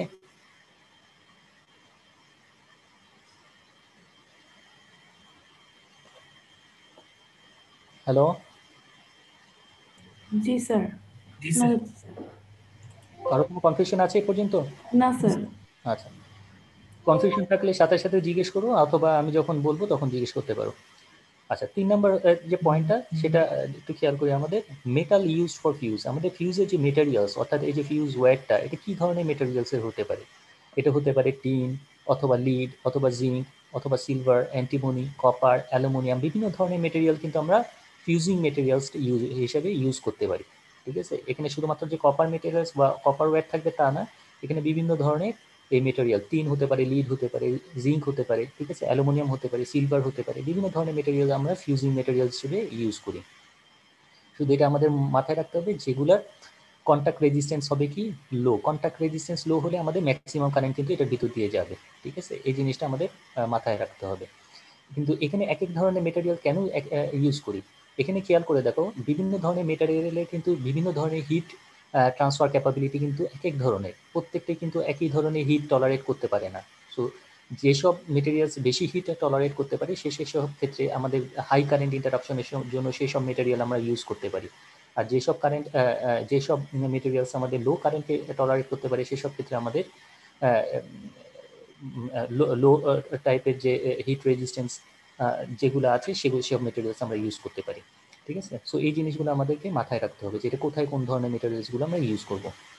এগুলো ডিপেন্ড করবে হচ্ছে গিয়ে তার সে কতটুকু টেম্পারেচার হ্যান্ডেল করতে পারে সেটার উপরে বেস করে আমরা সেই সব মেটেরিয়ালগুলো বা তার থার্মাল কোফিশিয়েন্ট কতটুকু আছে, তার থার্মাল কোফিশিয়েন্টের উপরে বেস করে আমরা সেই সব মেটেরিয়াল ইউজ করব। আচ্ছা, এরপরে হচ্ছে গিয়ে মিনিমাম ফিউজিং কারেন্ট। একটা ফিউজের রেটিংস ধরো 5 অ্যাম্পিয়ার। এর মানে কি, সে 5 অ্যাম্পিয়ার পর্যন্ত কারেন্ট হ্যান্ডেল করতে পারবে, 5 অ্যাম্পিয়ারের উপরে গেলে সে পুড়ে যাবে। এখন মিনিমাম ফিউজিং কারেন্ট মানে কি? It is the minimum current at which the fuse melts, অর্থাৎ যে মিনিমাম কারেন্ট এটা পুড়ে যাবে সে কারেন্টটাকে আমরা বলতেছি মিনিমাম ফিউজিং কারেন্ট, অর্থাৎ মিনিমাম যে কারেন্টে ফিউজটা পুড়ে যাবে। ফর এক্সাম্পল, একটা ফিউজ ওয়্যার যদি 5 অ্যাম্পিয়ার হয়, তাহলে 5 অ্যাম্পিয়ারের উপরে গেলে সে পুড়ে যাবে। এখন 5 অ্যাম্পিয়ারের উপরে তো 10 অ্যাম্পিয়ারও আছে, 6 অ্যাম্পিয়ারও আছে। এখন যদি 6 অ্যাম্পিয়ারে যদি সে পুড়ে যায়, তখন এটাকে আমরা বলতেছি এই 6 অ্যাম্পিয়ারটাই হচ্ছে গিয়ে মিনিমাম ফিউজিং কারেন্ট। ঠিক আছে, সো উপরে গেলে তো পুড়বেই, যে মিনিমাম কারেন্ট এটা পুড়ে যাবে সেটাকে আমরা বলতেছি মিনিমাম ফিউজিং কারেন্ট। আচ্ছা, current rating of the fusing element, এটা কি?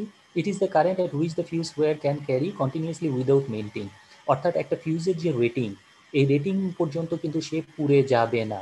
অর্থাৎ 5 অ্যাম্পিয়ারের যদি ফিউজ ওয়্যার হয়, তাহলে 5 অ্যাম্পিয়ার পর্যন্ত এর ভিতর দিয়ে কন্টিনিউয়াসলি কারেন্ট গেলেও এটা কিন্তু পুড়ে যাবে না। তার মানে এটাকে আমরা বলতেছি তার current rating of the fusing element, যে ম্যাক্সিমাম কত কারেন্ট এর ভিতর দিয়ে গেলেও এটা পুড়ে যাবে না। সো এই কারেন্ট রেটিংসটা হচ্ছে অবশ্যই কার থেকে কম? মিনিমাম ফিউজিং কারেন্টের থেকে কম, কারণ মিনিমাম ফিউজিং কারেন্টে কিন্তু কারেন্টটা মানে ফিউজ লিঙ্কটা পুড়ে যাবে বা ফিউজ ওয়্যারটা পুড়ে যাবে। বাট কারেন্ট রেটিংয়ে কিন্তু এর ভিতর দিয়ে এই কারেন্টটা গেলেও কিন্তু ফিউজটা পুড়ে যাবে না। তার মানে মিনিমাম ফিউজিং কারেন্টটা কিন্তু সবসময় বেশি। সো এটা বের করার এটা দেখার জন্য একটা ফ্যাক্টর আছে যেটাকে আমরা বলি ফিউজিং ফ্যাক্টর। এই ফিউজিং ফ্যাক্টরটা হচ্ছে গিয়ে ratio between minimum fusing current divided by current rating of the fuse, অর্থাৎ মিনিমাম ফিউজিং কারেন্টকে যদি current rating of the fuse দিয়ে ভাগ করি, তাহলে আমাদের কিন্তু ফিউজিং ফ্যাক্টরটা বের হয়ে যাবে। এই ফিউজিং ফ্যাক্টরটা অলওয়েজ হবে কি গ্রেটার দেন 1 হবে। কারণ কি মিনিমাম ফিউজিং কারেন্ট সবসময় কারেন্ট রেটিং এর থেকে বড়। যদি এটা লেস দেন 1 হয়, মিনিমাম ফিউজিং কারেন্টটা যদি কারেন্ট রেটিং এর থেকে কম হয়, তাহলে কিন্তু আমরা লোড কারেন্টই এটা লোড কারেন্ট দিলে কিন্তু এই ফিউজটা পুড়ে যাবে। লোড কারেন্টে আমরা চাই না যেন ফিউজটা পুড়ে যায়, তাই না? সো আমরা চাই যেন এটা সবসময় ওভারলোড কারেন্টে বা শর্ট সার্কিট কারেন্টে পুড়ে যায়। সো এই জন্য ফিউজিং ফ্যাক্টর সবসময় হতে হবে greater than 1। So minimum fusing current always greater than current rating of the fusing element. এটা এটা কিন্তু আমাদের এনশিওর করতে হবে। এটা কি বুঝতে পারছো? এটা জি ফিউজিং ফ্যাক্টরটা বোঝা গেছে? জি স্যার। জি স্যার। আচ্ছা, সো আমরা বললাম যে ফিউজকে আমরা হাই ভোল্টেজ লাইনে ইউজ করতে পারি না। এর মেইন কারণটা হচ্ছে গিয়ে মেইন কজটা কি? মেইন কজটা হচ্ছে এখানে আর্ক ফর্মেশন হবে। আর্ক ফর্মেশন হলে আর্ক এক্সটিংগুইশিং কোনো চেম্বার নাই, এখানে কুলিং এর কোনো মেকানিজম নাই। সো এটাকে আমরা হাই ভোল্টেজ লাইনে ইউজ করতে পারি না। এটাকে আমরা সবসময় ইউজ করব লো ভোল্টেজ লাইনে। কেন ইউজ করব? কারণ এটা হচ্ছে সবচেয়ে চিপেস্ট প্রোটেক্টিভ ডিভাইস। একটা ইকুইপমেন্টের কস্ট ধরো 400 টাকা।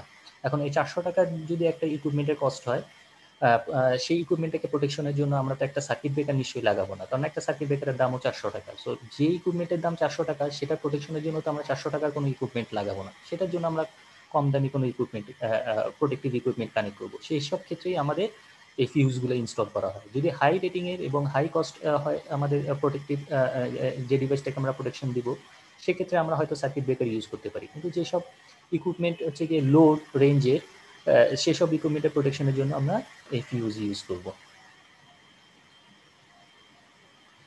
আচ্ছা, এখন আমরা আসো দেখি আমাদের কি কি টাইপের ফিউজ হয়।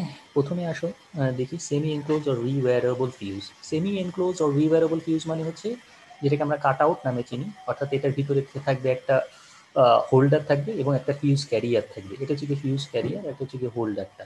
সো এটা কিভাবে কানেক্টেড থাকে আমরা জানি, এটা সবসময় আমাদের সিরিজে কানেক্টেড থাকবে, যেমন আমাদের মেইন লাইনটা কানেক্টেড থাকবে, এখানে লাইন কানেক্টেড থাকবে, এখানে লোড কানেক্টেড থাকবে, যেটা ফিউজ হোল্ডার। এখানে দুইটা টার্মিনাল আমরা দেখতে পাচ্ছি, এই যে এখানে দুইটা টার্মিনাল, এই একটা টার্মিনাল, এই একটা টার্মিনাল। সো এই দুইটা টার্মিনালের লিঙ্ক করতে আমাদের এখানে কি আছে, একটা ফিউজ ক্যারিয়ার আছে। এই যে এখানে দেখতে পাচ্ছি যে এটা ফিউজ ক্যারিয়ার, এই দিক দিয়ে হচ্ছে গিয়ে আমাদের কানেক্টিং ওয়্যারটা কানেক্টেড থাকবে, ঠিক আছে? সো এটা হচ্ছে গিয়ে আমাদের semi enclose or rewirable fuse, যেটাকে আমরা কাট আউট নামেও চিনি, কাট আউট বলেও চিনি। এবং এটা রিওয়্যারেবল, এর মানে কি এই ফিউজটা যদি পুড়ে যায় তখন এই পোর্শনটা, এই ক্যারিয়ারের যে পোর্শনটা, ফিউজ যেটা লিঙ্ক যেটা ক্যারি করতেছি, সেই ক্যারিয়ারের পোর্শনটাকে আমরা কি করতে পারি, ওপেন করে দেখতে পারি যে এটা কি পুড়ে গেছে কি যায় নাই। যদি পুড়ে যায় তখন এই সেম রেটিংয়ের একটা ফিউজ ওয়্যার আমাদেরকে এখানে ইনস্টল করতে হবে। এর থেকে বেশি রেটিংও ইউজ করা যাবে না, অর্থাৎ যে ক্রস সেকশনের ফিউজ ওয়্যার এখানে কানেক্টেড আছে সেই ক্রস সেকশনের ফিউজ ওয়্যারই কিন্তু আমাদের এখানে ইনস্টল করতে হবে। আদারওয়াইজ কি হবে, আমাদের বেশি কারেন্ট গেলেও কিন্তু এই ফিউজটা পুড়ে যাবে না, ঠিক আছে? তার ফলে আমাদের যে প্রবলেমটা হবে, আমাদের ইকুইপমেন্টে কিন্তু ড্যামেজ হতে থাকবে। এটা কি বোঝা গেছে? আমি যদি বেশি রেটিং এর ফিউজ ওয়্যার কানেক্ট করি কি হবে? ওটা তো কাট করবেন। বেশি রেটিং এর ফিউজ ওয়্যার কানেক্ট করলে আমাদের লোড কারেন্ট সে বেশি ক্যারি করবে, তাই না? এটা পুড়ে যাবে না। সো যদি বেশি কারেন্ট ক্যারি করে, তাহলে আমাদের প্রবলেমটা কি হবে? আমাদের প্রবলেমটা যেটা হবে সেটা হচ্ছে আমাদের ফিউজ পুড়ে যাবে না, লোডের ভিতর দিয়ে কিন্তু বেশি কারেন্ট যাচ্ছে, তো তার ফলে আমাদের লোডটা ড্যামেজ হতে থাকবে। সো এটাকে semi enclose or rewirable fuse বলে। রিওয়্যারেবল কেন বলতেছি? কারণ ওয়্যারটাকে আমরা রিপ্লেস করতে পারি। আর ফিউজ দেখতে, ফিউজের সিম্বল কিন্তু হচ্ছে এটা, এটা কিন্তু ফিউজের সিম্বল, ঠিক আছে? এটা ফিউজের সিম্বল। ফিউজকে নর্মালি আমরা এভাবে দেখাই। আচ্ছা, এরপরে আসো semi enclose or rewirable fuse তো গেল, এর ভিতরে জাস্ট সিম্পল একটা ওয়্যার আছে, এটা আমরা দেখলাম। এরপরে হচ্ছে গিয়ে totally enclose or cartridge type fuse. এটাকে আমরা বলি totally enclose or cartridge type fuse. এই totally enclose or cartridge type ফিউজের ভিতরে কি থাকবে?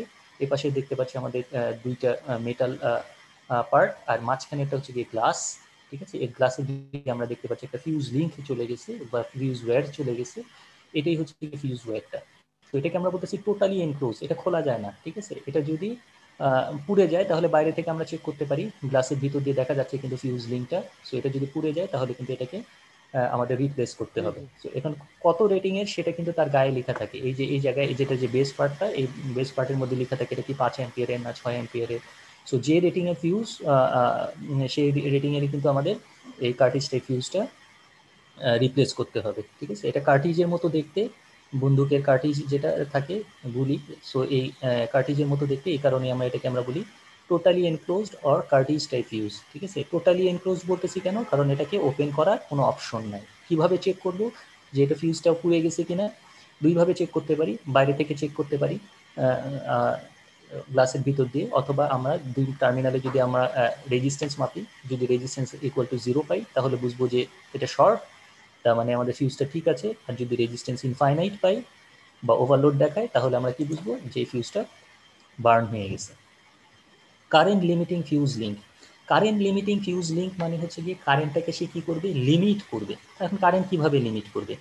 সো কারেন্ট যদি ওভার কারেন্ট যায়, আমরা জানি যে ওভার কারেন্ট গেলে ফিউজ কীভাবে কানেক্টেড থাকবে, ফিউজ সবসময় আমাদের লোডের সাথে সিরিজে কানেক্টেড থাকবে। সো আমরা একটু আগে দেখলাম বিভিন্ন ধরনের ফিউজিং মেটেরিয়ালস হতে পারে, সেটা হতে পারে টিন, কপার, অ্যালুমিনিয়াম, জিঙ্ক হতে পারে। হ্যাঁ, সো বিভিন্ন ধরনের ফিউজিং মেটেরিয়ালস হতে পারে। সো ফিউজিং মেটেরিয়ালস বিভিন্ন ধরনের যদি হয় তাহলে এক একটা ফিউজিং মেটেরিয়ালসের রেজিস্ট্যান্স কিন্তু এক এক ধরনের, সবগুলো রেজিস্ট্যান্স কিন্তু একরকম হবে না। কোনোটা রেজিস্ট্যান্স হয়তো একটু বেশি হবে, কোনোটা রেজিস্ট্যান্স কম হবে। সো আমি যদি একটু বেশি রেটিংয়ের বা বেশি রেজিস্ট্যান্সের যদি ফিউজ ওয়্যার কানেক্ট করি তাহলে কি হবে, সেই কারেন্টটাকে বেশি গেলেও আমাদের যেহেতু এটার ভিতরে যদি রেজিস্ট্যান্স থাকে তাহলে সেই কারেন্টটাকে একটা নির্দিষ্ট রেঞ্জ পর্যন্ত কিন্তু বাড়তে দিবে না, ঠিক আছে। কারণ এখানে রেজিস্ট্যান্স যেহেতু এটা সিরিজে কানেক্টেড, তার মানে কারেন্টটাকে কিন্তু সে কী করবে, রেজিস্ট্যান্স থাকলে, সিরিজে রেজিস্ট্যান্স থাকলে আমরা জানি কি কারেন্টটাকে সে কমায় দিবে। সো রেজিস্ট্যান্স অ্যাড করলে আমাদের কারেন্টটা কিন্তু একটু কম হবে। কিন্তু যখন হাই কারেন্ট যাবে তখন তো এটা পুড়ে যাবে। তো হাই কারেন্টে সে হাই কারেন্টের ক্ষেত্রে সে ড্যামেজ হয়ে যাবে, কিন্তু যখন ওভারলোড কারেন্ট যাবে তখন ওভারলোড কারেন্টকে সে কিছুটা কমাতে পারবে, কারেন্টটাকে কিছুটা কমাতে পারবে, যাতে করে আমাদের লোডটা কি থাকে, প্রোটেক্টেড থাকে। সো সেটাই বলতেছে কারেন্ট লিমিটিং ফিউজিং লিঙ্ক। এই যে ফিউজ লিঙ্কটা, এই কারেন্ট এটার ভিতরে যদি রেজিস্ট্যান্স থাকে তাহলে সে কি করবে, এই fuse link which limits current, এটাকে কারেন্টটাকে সে কি করবে, লিমিট করবে টু এ কনসিডারেবল লোয়ার ভ্যালু, যেটা লোড কারেন্টের সমান হবে, ঠিক আছে। লোড কারেন্টের সমান যদি হয় তাহলে আমাদের লোডটা ড্যামেজ হবে না। হাই কারেন্টটার থেকে একটু কমায় বা ওভারলোড কারেন্ট থেকে একটু কমায় আমাদের লোড কারেন্টে নিয়ে আসবে। এটা কি বোঝা গেছে কারেন্ট লিমিটিং ফিউজিং লিঙ্ক? জি স্যার। আচ্ছা, এরপরে আসো drop out fuse. Drop out ফিউজটা নর্মালি আমরা হাই ভোল্টেজ লাইনে ইউজ করি, আপ টু 11 কেভি লাইন পর্যন্ত এটাকে আমরা ইউজ করতে পারি, এই ড্রপ আউট ফিউজটা। সো ড্রপ আউট ফিউজটা দেখতে কীরকম, এটা হচ্ছে কি আমাদের পোল, যেটা পোলটা থাকবে হচ্ছে কি এখানে ইলেকট্রিক্যাল পোল। এটা আমি একটু বড় করি, এটা হচ্ছে কি আমাদের এই ইলেকট্রিক্যাল যে পোল, এটা হচ্ছে কি ইলেকট্রিক্যাল পোল। আর এটা হচ্ছে কি আমাদের 11 কেভি লাইন। আমাদের ট্রান্সফরমারে 11 কেভি লাইনে আমরা normally drop out fuse use করি। সো ট্রান্সফরমারে 11 কেভি সাইডটা হচ্ছে এটা, এ পাশে হচ্ছে কি আমাদের 11 কেভি সাইড, এটা হচ্ছে কি আমাদের 11 কেভি সাইড, আর এ পাশে হচ্ছে কি ট্রান্সফরমারে 11 কেভি টার্মিনাল। সো এর মাঝখানে থাকে হচ্ছে কি এই ড্রপ আউট ফিউজ, এটা তোমরা ল্যাবেও অলরেডি দেখে আসছো। সো এই ড্রপ আউট ফিউজটার মাঝখানে আমরা এখানে প্রত্যেকটা পার্ট যদি আলাদা আলাদাভাবে আইডেন্টিফাই করি তাহলে দেখতে পারবো যে এখানে ড্রপ আউট ফিউজের এই মাঝখানে এই পোর্শনটা হচ্ছে কি আমাদের ইনসুলেশন পোর্শন, অর্থাৎ এটা হচ্ছে কি ইনসুলেটর। আর ফিউজ লিঙ্কটা হচ্ছে কোথায়, এই ফিউজ লিঙ্কটা হচ্ছে আমাদের, এটা হচ্ছে কি আমাদের ফিউজ লিঙ্ক, অর্থাৎ ফিউজ ওয়্যারটা এখানে কানেক্টেড থাকবে, এটা হচ্ছে কি ফিউজ ওয়্যার। সো এটা কিভাবে কাজ করে, এটাও সেম আগের যে ফিউজগুলো দেখেছিলাম এই আগের ফিউজগুলোর মতোই কাজ করবে। সো এটার ভিতরে কি থাকবে, এটা বললাম 11 কেভি টার্মিনাল, আর এটা যখন আমাদের ট্রান্সফরমারে বসি এবং এটা যখন শর্ট সার্কিট হবে, অর্থাৎ এখানে 11 কেভি আসবে আর এখানে যখন 0 ভোল্ট আসবে তখন এই যে ফিউজ লিঙ্কটা আছে এটা ড্রপ হয়ে নিচের দিকে পড়ে থাকবে। এটা যদি আমরা দেখি এটা কিন্তু একটু অ্যাঙ্গেলে আছে, এই ফিউজ লিঙ্কটা কিন্তু একটু অ্যাঙ্গেলে থাকে, এটা নর্মালি 30 ডিগ্রি অ্যাঙ্গেলে থাকে। এটাকে অ্যাঙ্গেলটা যদি আমরা দেখি, এই অ্যাঙ্গেলটা হচ্ছে কি আমাদের 30 ডিগ্রি অ্যাঙ্গেল। সো একটু অ্যাঙ্গেলে থাকে, কারণ কি এই অ্যাঙ্গেলে যদি থাকে তাহলে ফিউজটা কি হবে, এই যে ড্রপ হয়ে নিচের দিকে পড়ে থাকবে, এই যে ড্রপ হয়ে এই ফিউজ লিঙ্কটা নিচের দিকে ড্রপ হয়ে এরকম নিচের দিকে পড়ে থাকবে। এই যে বারটা দেখতে পাচ্ছি এটা একটা হলো পাইপ, এই পাইপের ভিতর দিয়ে কিন্তু আমাদের ফিউজ ওয়্যারটা চলে যায়। সো এই ওয়্যারটা যখন ছিঁড়ে যাবে তখন কিন্তু আর এখানে কোনো মেকানিক্যাল কানেকশন থাকবে না। সো এটা ড্রপ হয়ে নিচের দিকে, এই যে এরকম নিচের দিকে এদিকে পড়ে থাকবে। সো নিচের দিকে যদি পড়ে থাকে তাহলে আমাদের কিন্তু বাইরে যারা মেনটেনেন্সে থাকবে, বাইরে মেনটেনেন্সে যারা থাকবে তারা কিন্তু দেখে বুঝতে পারবে যে আমাদের এই ফিউজটা ড্যামেজ হয়ে গেছে। সো এটাকে আমাদেরকে রিওয়্যার করতে হবে, এটাও রিওয়্যারেবল ফিউজ। সো এটাকে আমাদেরকে রিপ্লেস করতে হবে, ওয়্যারটাকে রিপ্লেস করতে হবে। সো এই যে এখানে তো আমরা বললাম কি 11 কেভি, আর এখানে যখন এখানে 0 ভোল্ট আসবে, তো এই 11 কেভি এবং 0 ভোল্টের মাঝখানে যদি প্রপার ইনসুলেশন না থাকে, তাহলে কিন্তু আমাদের এখানে আর্ক বিল্ড আপ করতে পারে। সো আর্কটা যাতে বিল্ড আপ না করে, এখানে কিন্তু আমাদের এই ইনসুলেটরটা দেওয়া থাকে, ঠিক আছে। সো এই ইনসুলেশনটা যেহেতু এটা হাই ভোল্টেজ লাইনে ইউজ করতেছি, 11,000 ভোল্ট লাইনে ইউজ করতেছি, সো মাঝখানে অবশ্যই আমাদের ইনসুলেশন দেওয়া থাকতে হবে, আদারওয়াইজ কিন্তু আমাদের এখানে আর্ক বিল্ড আপ করতে পারবে। সো আর্ক যাতে বিল্ড আপ না করে, এই জন্য আমাদের এখানে ইনসুলেশনটা দেওয়া আছে। সো এই যে ড্রপ হয়ে যে নিচের দিকে পড়ে থাকলো, এটা একটা ইন্ডিকেশনের কাজ করে। আমাদের কার্টিজ টাইপ ফিউজে আমরা কিন্তু হাতের সামনে নিয়ে দেখতে হয় যে এটা ফিউজটা পুড়ে গেছে কিনা, বা আমাদের যদি সেমি এনক্লোজ ফিউজ হয় তাহলে কিন্তু এটাকে ওপেন করে আমাদের দেখতে হয়। হ্যাঁ, কিন্তু আমাদের যখন এই ট্রান্সমিশন লাইনে, তো আমাদের অনেক ড্রপ আউট ফিউজ থাকবে। এখন কোথায় ফল্ট হয়েছে সেটা তো প্রত্যেকটা ফিউজ আমাদের আলাদা আলাদাভাবে চেক করা পসিবল না। সো আমাদের একটা ইন্ডিকেশন দিতে হবে। সো এই ইন্ডিকেশনের জন্য আমরা এই ড্রপ আউট ফিউজটা ইউজ করি। বোঝা গেছে এটা? এটা কি বুঝতে পারছো? জি স্যার। জি স্যার। আচ্ছা আচ্ছা, এরপরে আসো, এরপরে হচ্ছে কি আমাদের ড্রপ আউট ফিউজের পরে আমাদের এইচআরসি ফিউজ। এইচআরসি ফিউজ হচ্ছে অন্যান্য ফিউজের মতোই, কিন্তু আমাদের এখানে যে ফিউজ লিঙ্কটা থাকবে, এই যে ফিউজ লিঙ্কটা আমরা দেখতে পাচ্ছি, এই যে ফিউজ লিঙ্ক, এই ফিউজ লিঙ্কের চারপাশে থেকে চক পাউডার বা স্যান্ড, হ্যাঁ, বালি, এগুলা থাকে। এর ফলে কি হচ্ছে, যখন এখানে আর্ক বিল্ড আপ করবে, আর্কটাকে সে খুব কুইকলি এক্সটিংশন করে ফেলতে পারে। অর্থাৎ এখানে আর্ক এক্সটিংশনের জন্য আমাদের চক পাউডার বা আমাদের স্যান্ড ইউজ করতে পারি। তো তার ফলে আমাদের এখানে আর্কটা বিল্ড আপ হতে সে বাধা দিবে। তার মানে কি, আমাদের নর্মাল যে ফিউজ, কার্টিজ টাইপ ফিউজ ছিল, সেই কার্টিজ টাইপ ফিউজ থেকে এটা হাই কারেন্ট ইন্টারাপশন করতে পারে। কেন হাই কারেন্ট ইন্টারাপশন করতে পারে? কারণ হাই কারেন্ট ইন্টারাপশন করার জন্য আমাদের কি হতে হবে, এখানে কোনো আর্ক বিল্ড আপ করতে পারবে না। আর্ক যদি থাকে তাহলে তো আমাদের কারেন্ট ইন্টারাপশন হচ্ছে না। সো এই আর্কটাকে ইন্টারাপশন করার জন্য আমাদের এখানে ফিলিং পাউডার, যেটা ফিলিং পাউডার হিসেবে আমাদের চক অথবা স্যান্ড ইউজ করতে পারি, যেটা আর্কটাকে বিল্ড আপ করতে বাধা দিবে, যেটাকে আমরা বলতেছি হাই রাপচারিং ক্যাপাসিটি ফিউজ বা HRC fuse, high rupturing capacity fuse, যেটা breaking capacity is above 11 kilo ampere. তার মানে 11 কিলো অ্যাম্পিয়ার কারেন্ট পর্যন্ত সে কি করতে পারে, কারেন্টকে ইন্টারাপশন করার অ্যাবিলিটি আছে তার। বোঝা গেছে এটা?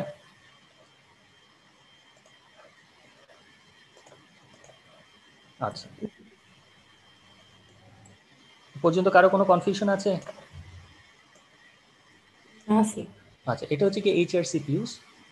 এইচআরসি ফিউজের পরে আসো এই স্ট্রাইকার ফিউজ। স্ট্রাইকার ফিউজটাও আমাদের দেখতে অনেকটা এইচআরসি ফিউজের মতন। এখানে দুইটা মেটাল পার্ট থাকবে, আর ভিতরে হচ্ছে কি আমাদের ফিউজ লিঙ্কটা।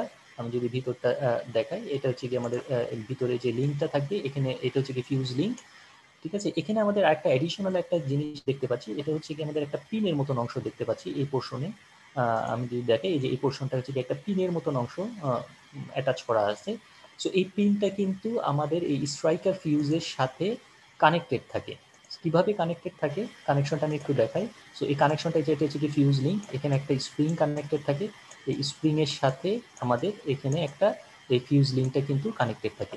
সো যখন ফিউজটা বার্ন হয়ে যায় বা মেল্টেড হয়ে যায়, তখন এই পিনটা কি হয়ে যায়, রেস্ট্রেনিং ফোর্সের কারণে পিনটা কিন্তু এই সাইড দিয়ে বের হয়ে আসে। সো এই পিনটা যদি বের হয়ে আসে, তখন এটা কিন্তু একটা সিগন্যালিং এর কাজ করে। এই সিগন্যালিং এর কাজটা কি করতেছে, যে এই যে পিনটা বের হয়ে আসলে আমরা বুঝবো যে ফিউজটা পুড়ে গেছে, সো এটাকে আমাদের রিপ্লেস করতে হবে। সো এটাকে আমরা বলি স্ট্রাইকার ফিউজ। সো স্ট্রাইকার ফিউজের ভিতরে একটা পিন, অ্যাডিশনাল একটা পিন থাকে, যেটা আমাদের কিসের কাজ করে, সিগন্যালিং এর কাজ করে, যে সিগন্যালটা দিচ্ছে যে ফিউজটা মেল্টেড হয়ে গেছে। এটা বুঝতে পারছো এটা? সো মেকানিক্যাল অ্যারেঞ্জমেন্টটা এমনভাবে থাকবে, যেটা বললাম যে আমাদের ফিউজ ওয়্যারটা স্প্রিংয়ের টেনশনের সাহায্যে আটকানো থাকবে। যেই ফিউজটা পুড়ে যাবে, স্প্রিংয়ের টেনশনটা রিলিজ হয়ে যাবে, সো পিনটা বাইরের দিকে বের হয়ে আসবে। পিনটা যখন বাইরের দিকে বের হয়ে আসবে, তখন আমরা বুঝতে পারবো যে আমাদের ফিউজটা ড্যামেজ হয়ে গেছে। ফাইনালি আমাদের যে ফিউজটা আছে, এটাকে আমরা বলতেছি স্ট্রাইকার ফিউজের পরে, এরপরে যেটা ফিউজ, সেটাকে আমরা বলতেছি সুইচ ফিউজ। তার মানে এখানে ফিউজ প্লাস সুইচ, এই দুইটার কম্বিনেশনে আমরা এইটাকে আমরা বলি সুইচ ফিউজ।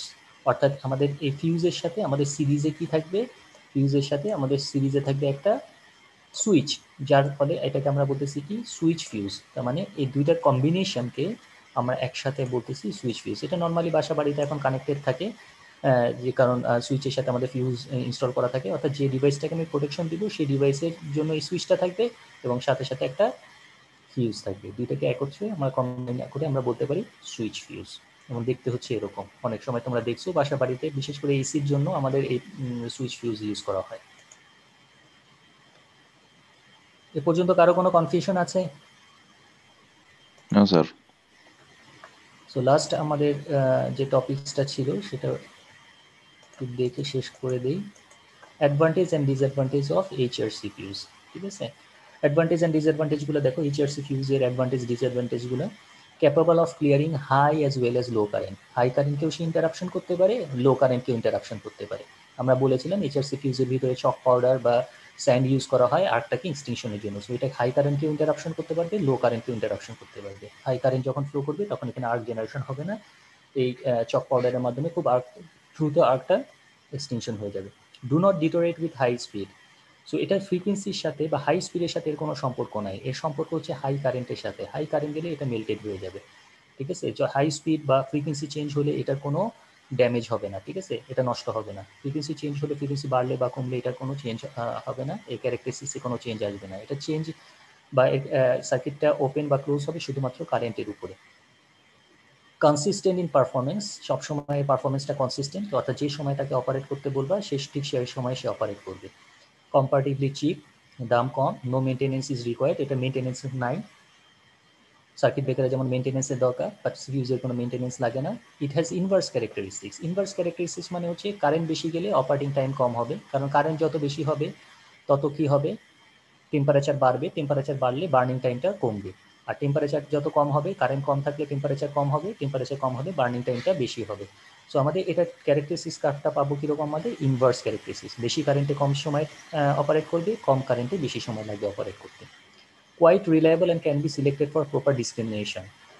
এটা সবসময়ই অপারেট করবে হাই কারেন্টে, কারণ এটা যে সবচেয়ে weak part of the system. ফিউজটা সবসময় উইক পার্ট থাকবে আমাদের ডিভাইসের থেকে। এটার যে এটার যে স্ট্রেংথ সেটা সবসময় কম থাকবে, তার ফলে সবসময় সে আগেই পুড়ে যাবে। ঠিক আছে, সো সেটাই বলতেছে কোয়াইট রিলায়েবল, সবসময় অপারেট করবে, and can be selected for proper discrimination, এবং সবসময় যে সময় তুমি বলবা ঠিক সে সময় সে অপারেট করবে। আচ্ছা, সময়টা ডিপেন্ড করতেছে কিসের উপরে, আমাদের কারেন্টের উপরে। কারেন্ট যত বেশি হবে অপারেটিং টাইম তত কম হবে। ডিসঅ্যাডভান্টেজগুলো কি? Must be replaced after each operation, সবসময় এটাকে রিপ্লেস করতে হবে প্রত্যেকটা অপারেশনের পরে। No interlocking facilities can be incorporated, এটার ভিতরে অ্যাডিশনাল কোনো কন্ট্যাক্ট পয়েন্ট নাই। সো আমাদের এখানে ইন্টারলকিং করা যাবে না, যেটা সার্কিট ব্রেকারের মাধ্যমে আমরা ইন্টারলকিং করতে পারি, আমরা দেখছিলাম। বাট এখানে কোনো ইন্টারলকিং ফ্যাসিলিটিস অ্যাড করা যাবে না, ঠিক আছে, যেহেতু এটার ভিতরে অন্য কোনো কন্ট্যাক্ট নাই। এবং লাস্ট যেটা, সেটা হচ্ছে যে produce high heating of adjacent contact. যখন আমাদের কারেন্ট ইন্টারাপশন